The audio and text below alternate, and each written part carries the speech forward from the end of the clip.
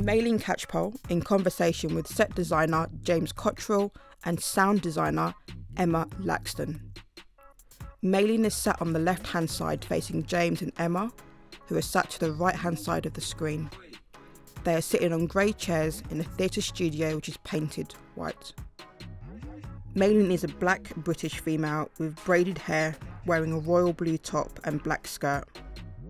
James is a white 41-year-old man with short dark hair, moustache and goatee beard. He's wearing a dark black and blue checked shirt and jeans. Emma is a white woman with short greying hair and a nose ring. She is wearing tan trousers and a light shirt. So the original production at the Royal Court was staged in the round, I believe. How did you approach that in your design? Well, we kind of, like in this venue, there's obviously a choice of formats you can kind of do in the round, end on, traverse. I mean, it's kind of up to you. And I think at the time there was a capacity of seats. You had to get in like an audience number. And so we spent quite a while sort of working out different configurations.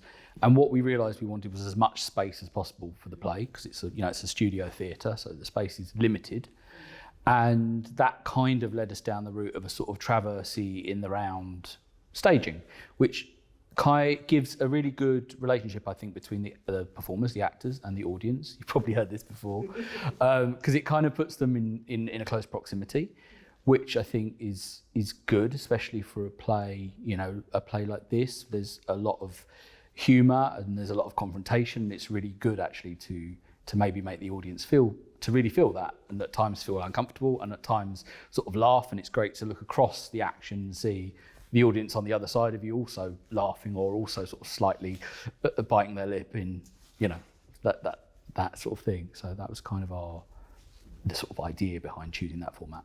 Nice. In terms of sound, does it change how you approach sound if you stage it in the round or in traverse? In a very practical, boring way, you need twice as many speakers because you got twice as many seating banks. It's a similar choice of relationship of the fact that rather than sort of going, this is the presentation of our story and you're the audience and we're sort of pushing sound and story out at you, you can kind of envelope people in it. So I have to be honest, I can't exactly remember, but we probably had speakers in the four corners of the room to do the audience sound. But of course, there's no real separation between the audience and the stage, which is nice. So it presents similar challenges and choices, but it means you are all sort of in a much more of a shared space. There's always a bit of an offstage world, and sound is one of the places you can do that, which is stuff that's going on in the streets or mum at home who you don't see but you hear.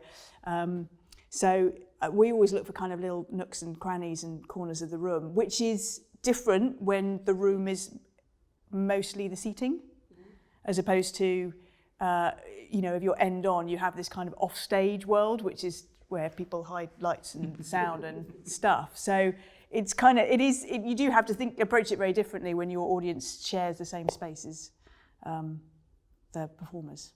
When you first read Gone Too Far, how did you kind of design-wise, what notes did you make? How did you want to approach it? I think I sort of started off just doing lots of research, kind of looking. I remember we had a day or a morning out and we went with Bola and we kind of had a wander around South London, parts that she, had obviously had in her mind when she'd been writing. So we kind of did a little tour around and saw, points of interest and got a feel for, what she was trying to convey. And then initially, we had to spend the first bit of the process was really working on that configuration, like we said, that sort of in the round traversey configuration. We imagined the play in several different ways. Could it work end on? What does that give us? How would that limit us? And that was sort of the process really through it. And then I would have started kind of doing technical drawings and making models and working with the director and kind of seeing where we wanted to take it, I think. I think for me, it's culturally, it's a background that isn't familiar to me. But the thing that I love about the job I do, or working in theatre, and particularly somewhere like this with new writing, is that you get to experience a whole new sort of cultural way of life or conversation. And music is a big part of sound design often. And I'm pretty sure that would have been conversations with Bola and with the company as well about, what do you listen to? What do you like to listen to? Music is sort of a very evocative of, it can be sort of have very strong cultural references. It can have very sort of, if you heard music playing off stage, you could go, oh, that's someone older listening to music or someone younger. I mean, without even really realising it, I think it can quickly help you identify, maybe in a stereotypical way. Yes. But that's not to be ignored. It's beneficial. Yeah, it's quite a quick reference as to era or country or an identity in some way. So I'm pretty sure I probably wouldn't have had all those answers. In fact, I know I wouldn't have had all those answers reading this play. So the nice thing is I'm sure I would have with Bijan and with Bola and with the company. Did we have a movement or choreographer? We did. We did, because I have a feeling... Eileen. Who was it? Eileen? Eileen, yes. I have a feeling Eileen had a lot of kind of input into music choices as well for different sort of practical reasons. But it's not a solo effort. Yeah. It's a nice sort of collective gathering of source material from my point of view. Were there any challenges you faced in terms of design or research that you had to overcome during rehearsal? I think in terms of the show, certainly the bedroom was a challenge design-wise. It was something that ultimately, looking back, we didn't crack it. Like we had a go, and we made a choice based on, probably 90% of the plays is set exterior on the estate, and I think ultimately we chose to sort of put our eggs in that basket rather than to render the boys' bedroom really, really well in the first and the final scene, which was not, we didn't just arrive at that. We went through many versions and trying to go, well, where could this bedroom, how does this bedroom materialise, how does it go away? But like ultimately in a space like this, there's no magic trapdoor and there's no hydraulics, and you can't really fly anything of any sort of size or weight. So, if you want to get something on and off stage, it's got to be carried on or pushed on by a human, pretty much. So that looking back, that's something that I sort of slightly regret, that we never nailed that sort of moment. I think it translates really well, but yeah, and I think from my point of view, it would have been those scene changes would have been because they were really choreographed, and it's funny because I did the guys here sent me a copy of the show file, which I through some crazy installing of very old software did manage to open and had a look, and some of the transitions, sort of there was a fade out into the scene, but some of them were absolutely timed sequences. So these guys, it was like, right, go, here's your sequence, and then the lights are coming up on the next scene. So, that perfectly timed. Perfectly timed, and it's when it happens seamlessly. Nobody knows just how many moments we were going. Can we have another bar? Can we just add another? We need another 5 seconds. We can't get off and round there. That's the fun of it. Was the music reflective of London, of Nigeria? Where did you draw kind of inspiration for some of the choices from? Do you know what? I honestly can't remember the origins of some of those choices. So I think Eileen was quite instrumental in helping with some of that. I think it probably was. I was trying to figure out if it was totally contemporary of the time, the stuff we were listening to, or whether it was stuff that Bola knew of. Obviously, within the scenes, there was the music playing in the kids' home at the beginning, and then you've got the shopkeeper, and again in that sort of. And I'm almost wary of the fact that it was very stereotypical choices, but very consciously so, in the sense that, like I say, you hear something and you go, oh, he's from here. He therefore must be this, or feel this, or behave like this, which is sort of the point of quite a lot of the story and the discussion, isn't it? Which is because you're a young black boy with your hood up.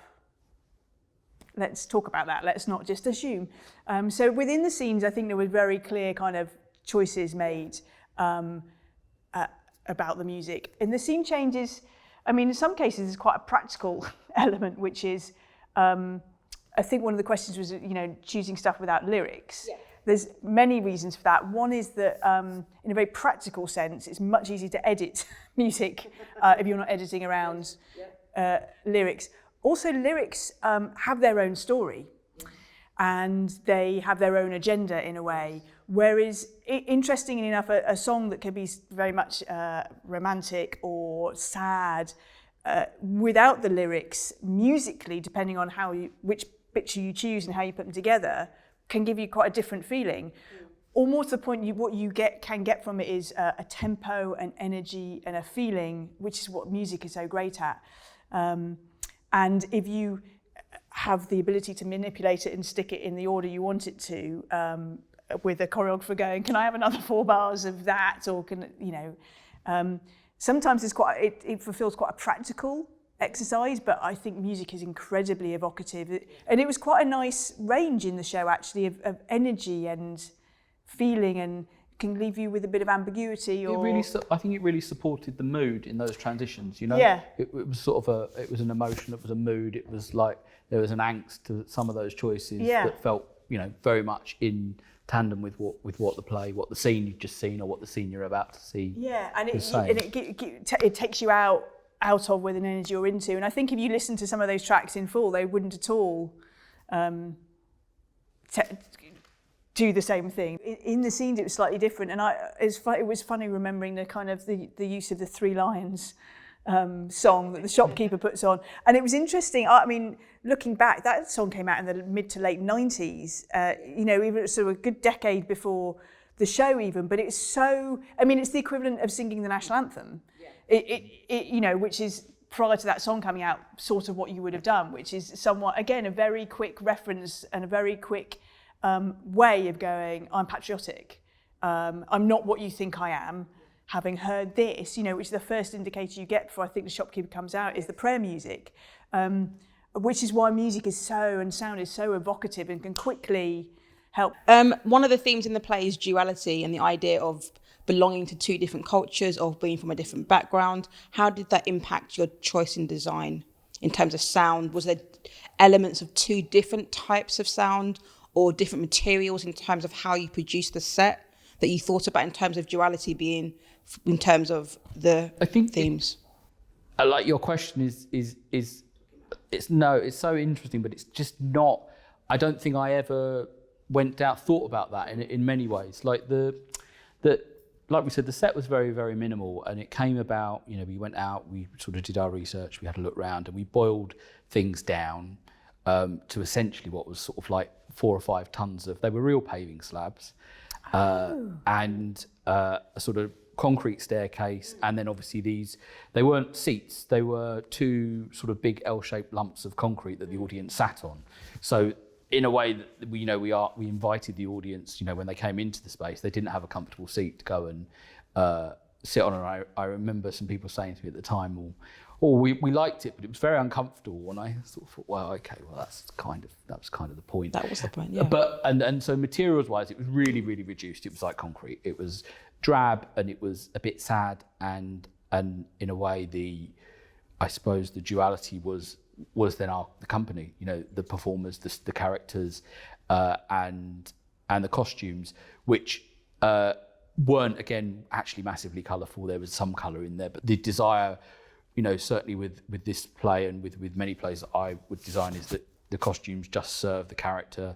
You don't question it. You want to do something that's authentic, that feels no one's going to look at. I remember we had a lot of discussions about the correct trainers, like what would this boy wear as opposed to this boy, and I remember at the time with the costume supervisor Jackie that we bought dozens and dozens of pairs of trainers for fittings, and it sounds kind of, you think, that's crazy, but it was sort of the process. We went on that journey and we tried to be as authentic, working with the actors and to clothe them, because at the end of the day it's clothes, not really a costume in this play, and to clothe them in a way that they believed, I believed, and that hopefully the audience just accepted and didn't really think about. Because I think that's the thing, the desire is never to put someone in something and then the audience be going, oh, I'm not sure she'd wear that, or I'm not sure he'd wear that. You just want them to accept that as an authentic It's not a distraction character. from... Yeah. And some shows it's different. Some shows it's all about the distraction. Yeah, of course. You want to send someone out in a million rhinestones because that's what you want at that moment. But certainly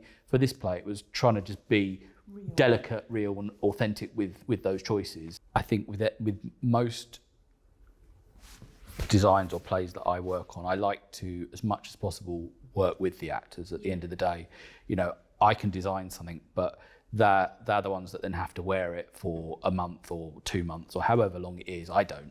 So I'm sort of the guardian of making sure it serves the play, but I want them to be happy and comfortable in it, because I think there's no point imposing something upon someone that they really distrust or they think is a bad choice. And for this show, it meant we did a lot of shopping.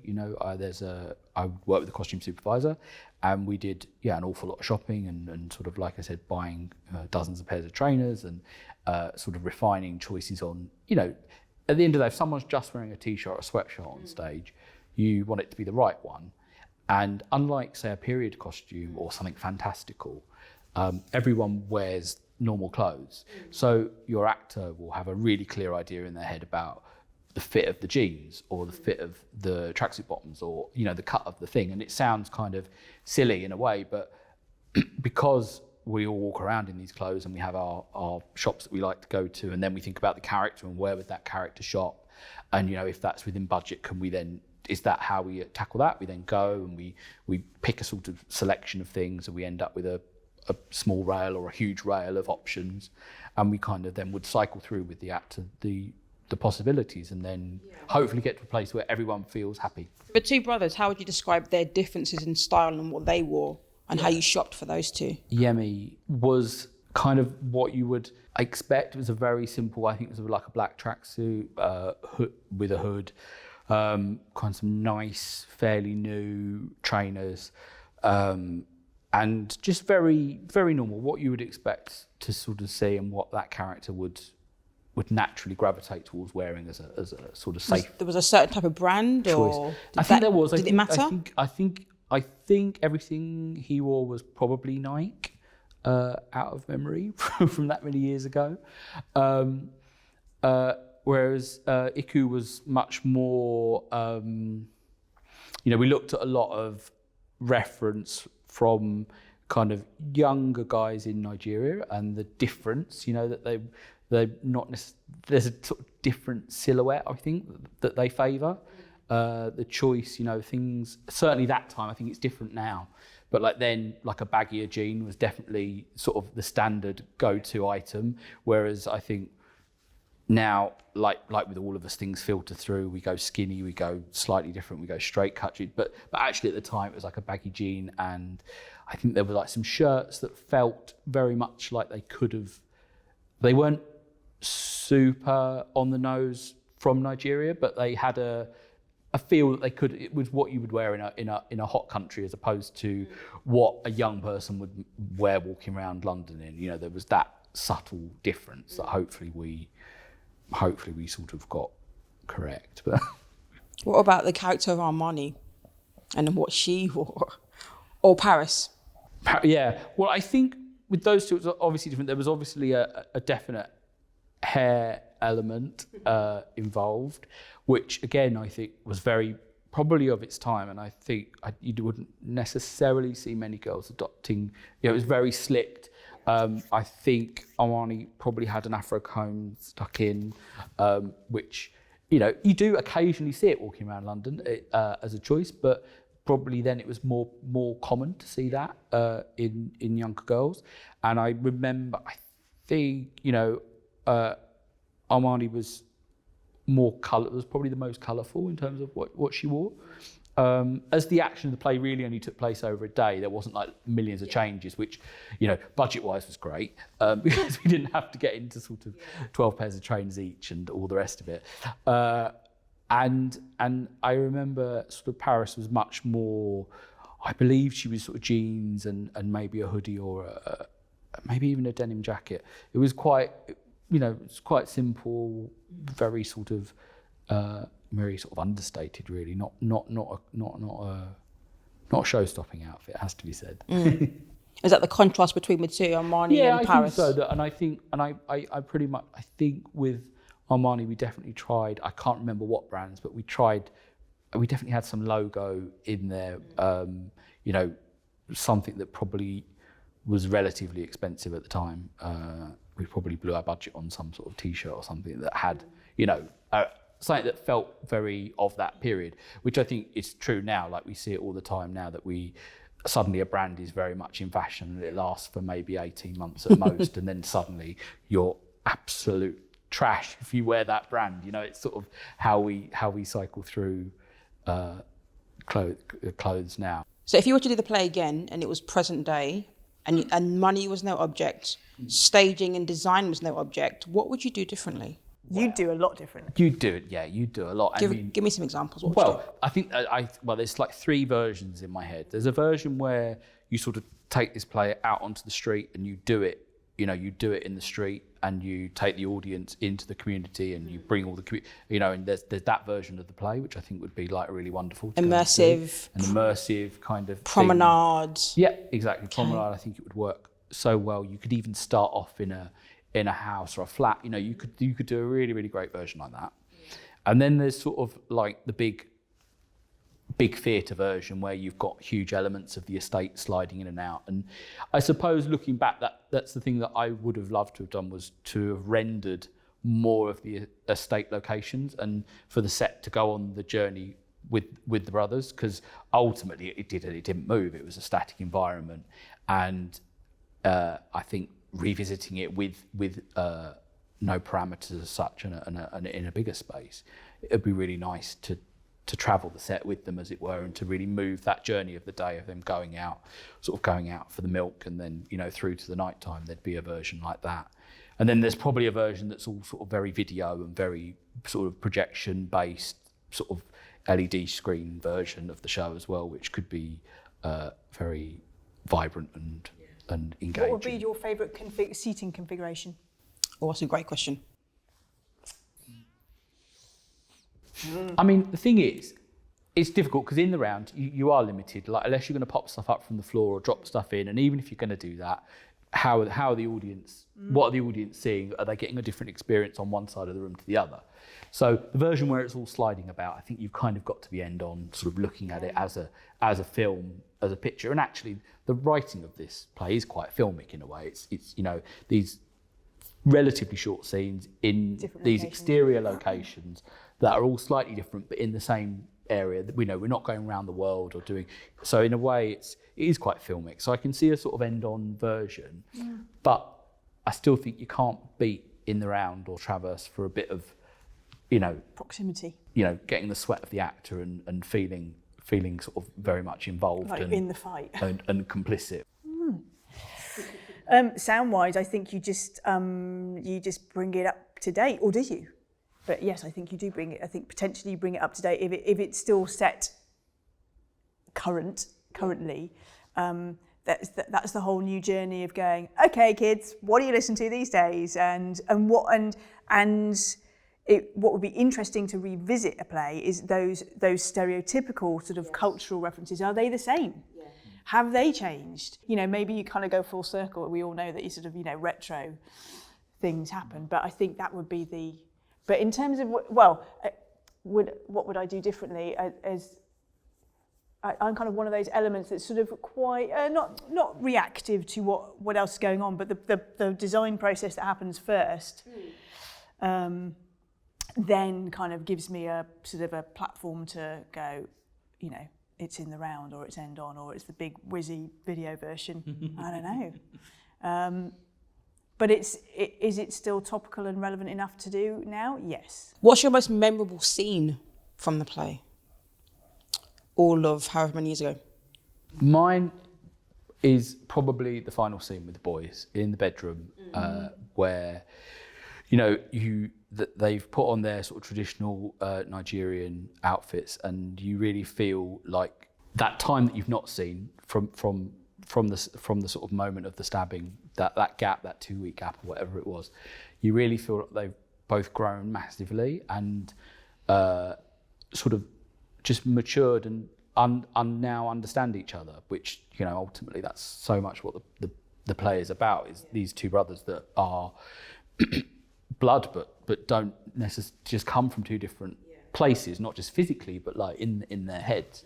And I think that was a really lovely resolution at the end, to feel that the